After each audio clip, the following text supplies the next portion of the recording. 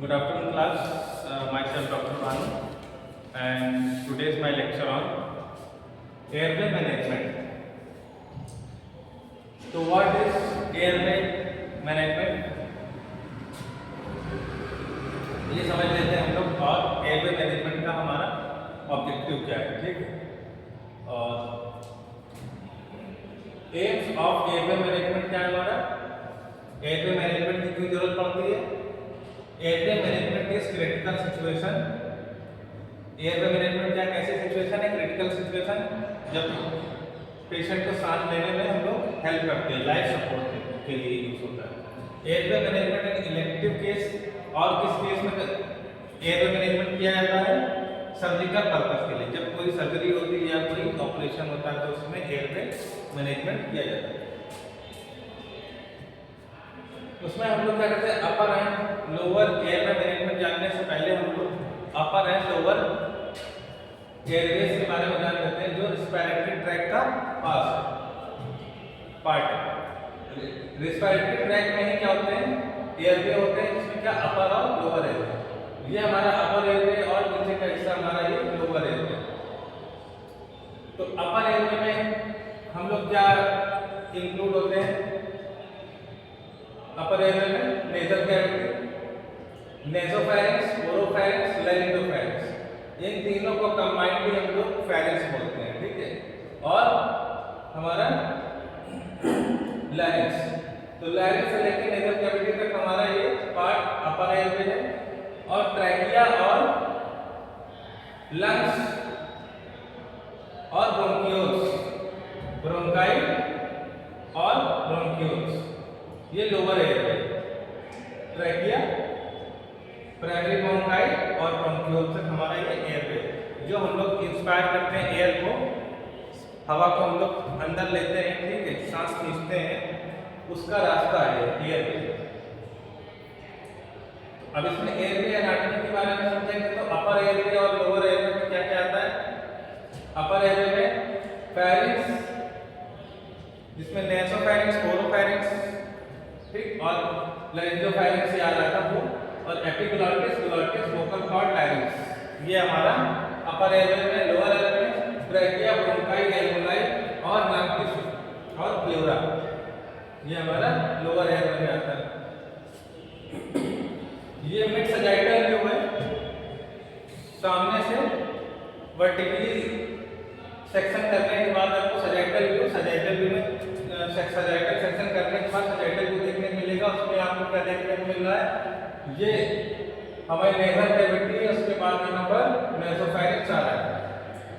Nasal cavity से मिला हुआ हिस्सा नेसोफैरिंक्स है, और माउथ कैविटी से मिला हुआ उसको ओरोफैरिंक्स बोलते हैं, और लाइनिंग से जुड़े हुए को लैरिंगोफैरिंक्स बोलते हैं, ठीक है। ये हमारा एपिग्लॉटिस है, जो रेस्पिरेशन में और फूड को आगे बढ़ाने में हम लोग स्वॉलो करते हैं फूड को, उसमें एपिग्लॉटिस हेल्प करता है। और ये हमारा वोकल कॉर्ड है, जो लैरिंग्स में ही प्रोटेक्ट होता है, वोकल कॉर्ड, लैरिंग्स का पार्ट है वोकल कॉर्ड, फिर वो आगे कंटिन्यू होती है ट्रैकिया में और ईसोफेगस में, ठीक है। तो फैरिंक्स हमारा फूड पाइप का जो है उसका स्टार्टिंग पॉइंट है, और लैरिंग्स हमारा जो है हम लोग लंग्स स्टार्ट होता है, ट्रैकिया स्टार्ट होती है, वो स्टार्टिंग पॉइंट है इसका, लैरिंग्स से बोलते हैं उसे, ठीक। लैरिंजोस्कोपी करते हैं तो लैरिंजोस्कोपी में ये एनाटॉमिकल व्यू देखने को मिलता है, ठीक है। जब लैरिंजोस्कोप हम लोग इंसर्ट करते हैं, उसके बाद क्या देखने को मिलेगा? ये ईसोफेगस देखने को मिलेगा, ठीक है। ये एंटीरियर व्यू है, ये पोस्टीरियर व्यू है। ट्रैकिया आपको पहले देखने को मिलेगी, तो टंग देखने को मिलेगा, उसके बाद एपिग्लॉटिस दिखेगा, वोकल कॉर्ड दिखेंगे आपको, और ये ट्रैकिया विजुअलाइज हो रही है, ट्रैकिया विजुअलाइज, और ईसोफेगस यहाँ पीछे की तरफ, ये लैरिंजोस्कोपिक व्यू देखने को मिलेगा। तो हमारा जो है एपिग्लॉटिस हो गया और वोकल कॉर्ड हो गया, ये सब हमारे क्या होते हैं? कार्टिलेज से बने होते हैं, देखिए यूनिफॉर्म कार्टिलेज से बने होते हैं, तो अनिकुलेट कार्टिलेज से बने होते हैं इसको वोकल फोल्ड यहाँ पर जो स्ट्रक्चर देख रहे हैं, ठीक है, ये वोकल कॉर्ड होता है। उसके बाद ये अंदर वाले हिस्से को इमाग्लॉटिस बोलते हैं और ये ग्लॉटिस है।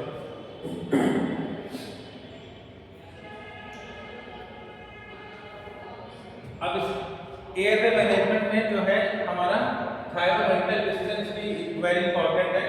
टीएमडी बोलते हैं थायरोमेंटल डिस्टेंस, जो 332 का हम लोग ने रूल बताया था। तो 3 फिंगर का डिस्टेंस ये होता है। तो थायरोमेंटल ये हमारा चिन को हम लोग मेंटल बोलते हैं और ये हमारा थायराइड है। तो थायरोमेंटल डिस्टेंस से बोलते हैं। Tip of thyroid cartilage, thyroid cartilage की tip to the tip of chin, जिसे मेंटम बोलते हैं। ठीक, चिन को ही मेंटम बोलते हैं। तो ये हमारे चिन से लेके थायराइड कार्टिलेज तक का हिस्सा ये थायरोमेंटल डिस्टेंस का लगा है। ठीक, ये मेंटम हमारे चिन का एंड वहां से, और ये थायराइड नॉच है, थायराइड नॉच। तो आप क्या बोलेंगे, मेंटम से लेके थायराइड, टीएमडी थायरोमेंटल डिस्टेंस, ये हमारी जो टीएमडी दिख रही है। और ये हायोमेंटल डिस्टेंस, यहाँ पर हायर बोन होती है, ठीक है। हायर बोन से ये जो आप सी सेक्शन देख रहे हैं, ये हमारा हायर बोन होती है यहाँ पर नेक में सामने की तरफ। हायर बोन से मेंटम की हायोमेंटल डिस्टेंस बोलते हैं, ठीक। और थायराइड कार्टिलेज से मेंटम की दूरी को, डिस्टेंस को टीएमडी बोलते हैं, थायरोमेंटल डिस्टेंस।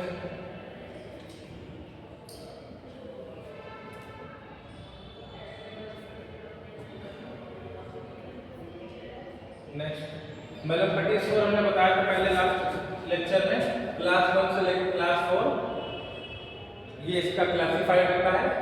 और क्लास 1 और क्लास 2 में हम लोग क्या करते हैं, जो इंटोबेशन करते हैं, इंटोब्यूट आसानी से कर सकते हैं। लेकिन थर्ड क्लास में क्या होता है, इंटोबेशन में प्रॉब्लम आती है। और फोर्थ क्लास में बिल्कुल भी नहीं कर सकते, क्योंकि इसमें आप देखोगे ये पिलर्स, आपको दोनों तरफ पिलर्स देखने को मिल रहा है, यूबुला देखने को मिल रही है, सॉफ्ट पैलेट देखने को मिल रहा है, हार्ड पैलेट देखने को मिल रहा है। तो इसमें आसानी, ये फर्स्ट क्लास है जिसमें हम बिल्कुल आसानी से कर सकते हैं इंटोबेट। क्लास 2 में आप देख रहे हैं सॉफ्ट पैलेट, हार्ड पैलेट नहीं दिख रहा है, सॉफ्ट पैलेट दिख रहा है, यूबुला दिख रहा है, और फॉसस दिख रहे हैं, टॉन्सिलर पिलर दिख रहे हैं, ठीक है, विजुअलाइज। टेंसिलर पिलर नॉट विजिबल, ये टॉन्सिलर पिलर है, ये विजुअलाइज नहीं होगा। इसमें केवल बेस और यूबुला दिख रहा है, बाकी कुछ नहीं दिख रहा है। और फोर्थ पिक्चर में यूबुला भी नहीं दिख रहा है, ठीक है। तो मेलोफेटिक स्कोर के अकॉर्डिंग हम लोग डिसाइड कर सकते हैं कि इसकी इंक्यूबेशन कैसी रहेगी। कॉर्नर एंड लेहन ग्रेडिंग, इसमें भी ग्रेड 1, ग्रेड 2, ग्रेड 3, ग्रेड 4 होता है।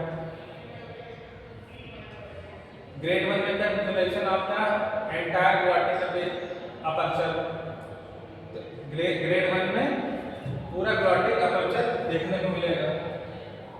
और ग्रेड 4 में विजुअलाइजेशन ऑफ टंग और टंग एट सॉफ्ट पैलेट होगी। इसमें ग्रेड 4 में आपको टंग और सॉफ्ट पैलेट देखने को मिलेगा, ठीक। ग्लॉटिक अपर्चर देखने को नहीं मिलेगा, ये ग्लॉटिक अपर्चर है, ग्लॉटिक अपर्चर देखने को नहीं मिलेगा। और मैं क्या लिखा है, ग्रेड में। बेसिक एयरवे मैन्यूवर कौन से होते हैं? Always remember the basics, these skills should be used prior to initiating any advanced airway technique. अब जब हम लोग इंक्यूबेट करने चलेंगे या किसी भी तरह के एडवांस एयरवे टेक्निक पेशेंट के ऊपर अप्लाई करेंगे, तो उसके पहले बेसिक एयरवे मैन्यूवर के बारे में हमें पता होना चाहिए। मैन्यूवर मतलब वो टेक्निक होती है जिससे हम लोग पोजिशनिंग करते हैं, ठीक। उसके में कौन से मैन्यूवर है? हेड टिल्ट या चिन लिफ्ट, हेड टिल्ट और chin lift. Jaw thrust, modified jaw thrust, ये किसके लिए होता है? ट्रॉमा पेशेंट के लिए होता है मॉडिफाइड जॉ थ्रस्ट, जो हम लोग ये टेक्निक लगाते हैं पेशेंट पे। सेलिक्स मैन्यूवर होता है, ये डिफरेंट कंडीशन में हम लोग ये मैन्यूवर करते हैं। हेड टिल्ट चिन लिफ्ट मैन्यूवर, इसमें क्या होगा? चिन को हम लोग लिफ्ट कर रहे हैं, ठीक है, चिन को लिफ्ट कर रहे हैं और हेड को टिल्ट कर रहे हैं। और जॉ थ्रस्ट में क्या होगा, ये देखिए जॉ को हम लोग पुल कर रहे हैं, ठीक है, एरो इस तरफ है ना, इसमें हेड को हम लोग टिल्ट कर रहे हैं, ये हेड टिल्ट हो रहा है और चिन लिफ्ट हो रहा है। एक हाथ से हमने हेड को टिल्ट किया, दूसरे हाथ से चिन को लिफ्ट किया। जॉ थ्रस्ट में हम जॉ को आगे की तरफ पुल करेंगे, ठीक, जॉ थ्रस्ट मैनूवर, ठीक, मॉडिफाइड जॉ थ्रस्ट मैनूवर ये देखने को मिल रहा है आपको। और सेलिक्स मैनूवर में क्या होगा, हम ट्रैकिया की पोजीशन देखेंगे, थायराइड कार्टिलेज और क्रिकॉइड मेम्ब्रेन, क्रिकॉइड कार्टिलेज और इसोफेगस और ट्रैकिया, ये हम लोग मैन्यूवर करेंगे हाथ से, ठीक है। ओरोफैरिंजियल एयरवे क्या है, ओरोफैरिंजियल की size is measured from the corner of the mouth to the angle of the jaw. तो ओरोफैरिंजियल एयरवे कैसे मेजर करेंगे, from the corner of the mouth, mouth के कॉर्नर से to the angle of jaw, ये jaw का angle है, ठीक है, angle of jaw, sizes range from 0 to 6. It holds the tongue away from the posterior pharynx but does not isolate the trachea.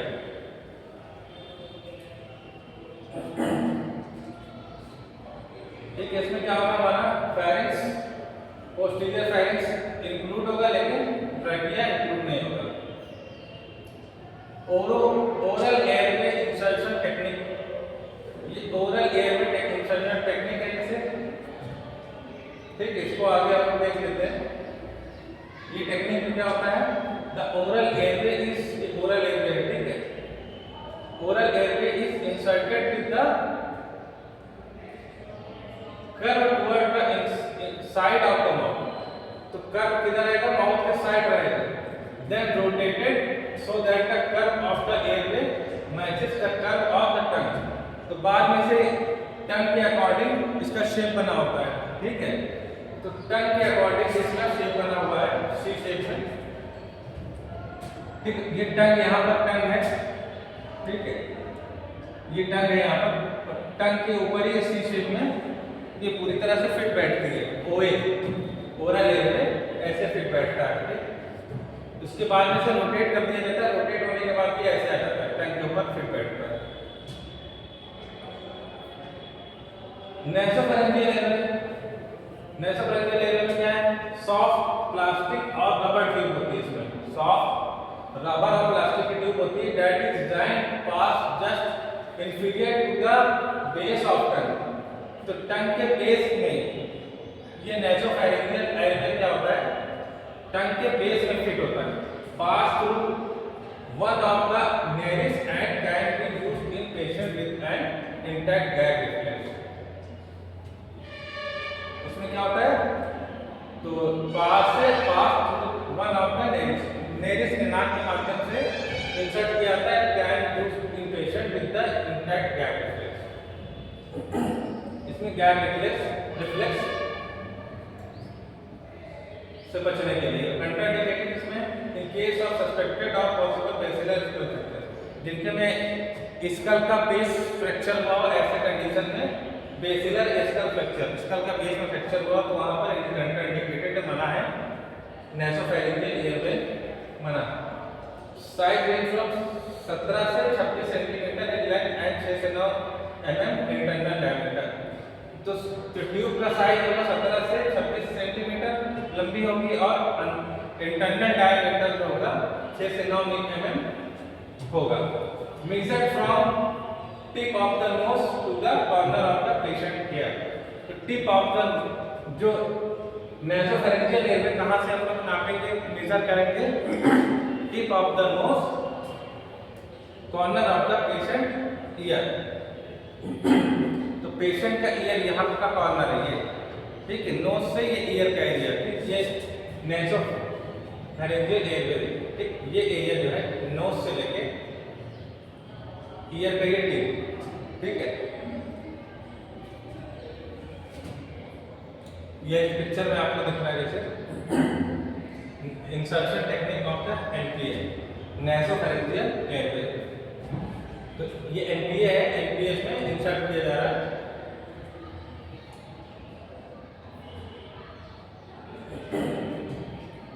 The nasal airway is lubricated with the water soluble lubricant। एक jelly होती है और water soluble lubricant होता है jelly type में, उससे क्या कहते हैं उसमें पहले लुब्रिकेट करते हैं ट्यूब को, नेजल एयरवे नेसोफेरेंजियल एयरवे को लुब्रिकेट करते हैं। The bevelled tip is inserted directed toward the septum with the airway directed perpendicular to the face। तो सेप्टम की तरफ डायरेक्टली इंसर्ट किया जाता है नेसोफेरेंजियल एयरवे, सेप्टम तक टुवर्ड पुश किया जाता है, इंसर्ट किया जाता है with the airway directed perpendicular to face, चेहरे के परपेंडिकुलर, फेस के परपेंडिकुलर ये इंसर्ट किया जाएगा। If resistance is met, rotating the airway may help to the other nares may be used। अगर किसी तरह की एक अगर नेरिस में प्रॉब्लम आ रही है तो उसे रोटेट करके दूसरी से हम लोग इंसर्ट कर सकते हैं, दूसरा नेरिस हम लोग यूज कर सकते हैं, यूज किया। Blind insertion airway, blind insertion airway में क्या होता है, कॉम्प्लीट ट्यूब आती है, लैरिंजियल मास्क एयरवे आता है और किंग एयरवे आता है, तीन तरह का है। Blind insertion airway considered as alternative airway control device to be used when intubation is unsuccessful। They do not require preparation of the vocal cord। तो ठीक है, ब्लाइंड इंसर्शन कब करने की जरूरत पड़ती है, जब ये एक अल्टरनेटिव माध्यम है, जब कोई भी इंट्यूबेट करने में हमें पेशेंट को इंट्यूबेट करने में दिक्कत आए तब हमें ये टेक्निक अपनाते हैं। इसमें विजुलाइज करने की, वोकल कॉर्ड को देखने की जरूरत नहीं पड़ती है। इसमें क्या कहते हैं, कॉम्बिटिव आता है, लैरिंजियल मास्क एयरवे आता है और किंग एयरवे आता है। ठीक है, ये कॉम्बिटिव है, ठीक है, इसे दोनों जगह यूज कर सकते हैं। Combitube is a multi lumen airway that work whether it is inserted into the esophagus और द ट्रैकिया। या तो इसको इसोफेगस में भी इंसर्ट कर सकते हैं और ट्रैकिया में भी यूज कर सकते हैं। It either blocks the esophagus above and below the glottic opening or by directly ventilating the trachea। ये क्या करेगा, it either block the esophagus above, या तो ये esophagus को ऊपर की तरफ ब्लॉक कर देगा, ठीक है, इससे कोई भी कंटेंट esophagus में न जाने पाए, and below the glottic opening, और नीचे glottic के ओपनिंग को ब्लॉक कर देगा, या फिर डायरेक्टली पेशेंट की ट्रैकिया में वेंटिलेटिंग के लिए भी यूज कर सकते हैं। ठीक, कंट्राइंडिकेशन केस में एक पेशेंट में है अंडर 5 फुट टॉल और दोस्त अंडर 40 ईयर, जिनकी हाइट 5 फुट है उससे कम है, और जो 14 साल से कम है उनमें मनाया जाता है इसको। In patient who have ingested toxic substance, patient with esophageal trauma or disease and patient with the intact gag reflex। Patient को गैग रिफ्लेक्स हो सकता है और esophageal trauma और डिसीज में भी जो है ये कंट्राइंडिकेटेड है। तो किसी तरह की ट्रॉमा है esophageal में कंट्राइंडिकेटेड है। Combitube insertion combitube generally is a curved downward movement by grasping the back, the tongue and jaw between thumb and forefinger and lifting the jaw। तो कॉम्बिटिव को जनरली इंसर्ट करना है इन अ कर्व डाउनवर्ड, नीचे की तरफ curve करके, जो movement होगा वो कर्व होगा downward by grasping the back of tongue. तो टंग का बैक जो है, बैक ऑफ टंग हमें किसकी मदद से होल्ड करना है, grasping the back of tongue and jaw between the thumb से, ठीक है, थंब से हमें ग्रैस्प करना, पकड़ना है, and four finger and lifting the jaw. तो फिंगर से हम क्या करेंगे, जॉ को लिफ्ट करेंगे, फिंगर से जॉ को लिफ्ट करेंगे और थंब से टंग को प्रेस करेंगे। ठीक, फिंगर से चिन को हम लोग लिफ्ट कर रहे हैं और थंब से टंग को प्रेस कर रहे हैं। Insert until printed ring mark lie between teeth or alveolar which do not use force. ठीक है, तो उसमें रिंग मार्क प्रिंटेड होती है, ठीक है, उसको देखते हुए जब वो दांत के बाद में टीथ के पास जो पहुंच जाए रिंग मार्क, तो हमें उतने पे रोक देना है। ठीक है, इंसर्ट करके कॉम्बिट्यूब प्लेसमेंट में देखते हैं हम लोग मैनुअल भी उसको पेशेंट को एयर दे सकते हैं। ठीक है, कॉम्बिट्यूब उसके साथ बैग हम लोग इंसर्ट कर सकते हैं साथ में। ठीक, लैरिंजियल मास कैविटी क्या होता है? एलएमए। ये एलएमए का picture laryngeal air mass system में लैरिंक्स पे लगाते हैं। सिट्स ओवर द ग्लॉटिक ओपनिंग पर ये फिट बैठता है। ठीक, अवेलेबल इन डिफरेंट साइज, अलग अलग साइज में डिफरेंट साइज अवेलेबल है। Has a drain tube to aid in gastric section.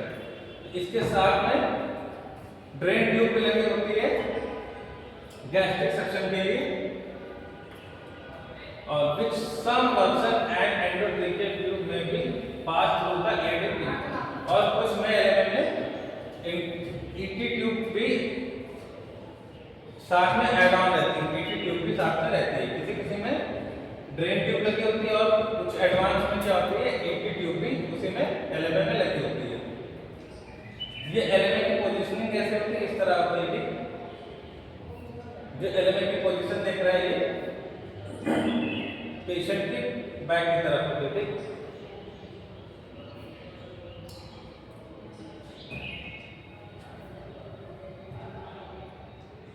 LMA का एडवांटेज क्या है? Rapidly and ease of placement, आसानी से लगाया जा सकता है। ठीक है, और ऑक्सीजन सप्लाई अच्छी दी जा सकती है इससे। Improve haemodynamic stability, minimum rise in intraocular pressure, reduce anesthesia requirement, reduce cough or emergence, lower incidence of sore throat in adult. Its utility is difficult intubation. तो जहाँ कहीं भी इंटूबेशन में दिक्कत आती है वहाँ पर एलएमए लैरिंजियल मास एलएमए हम लोग यूज कर सकते हैं। ठीक, इससे क्या होगा, इमरजेंसी कंडीशन में हमें काफ़ी हेल्पफुल रहती है, खांसी भी कफ भी नहीं आता है पेशेंट को, इससे रिड्यूस कफ और एनेस्थीसिया के रिक्वायरमेंट में कम करता है, और इंट्रा ऑक्यूलर प्रेशर भी बढ़ने नहीं देता है, कम रहता है। इससे एडवांटेज है। डिसएडवांटेज है no protection against aspiration. Aspire patient क्या करता है, एस्पायर कर लेता है। ठीक है,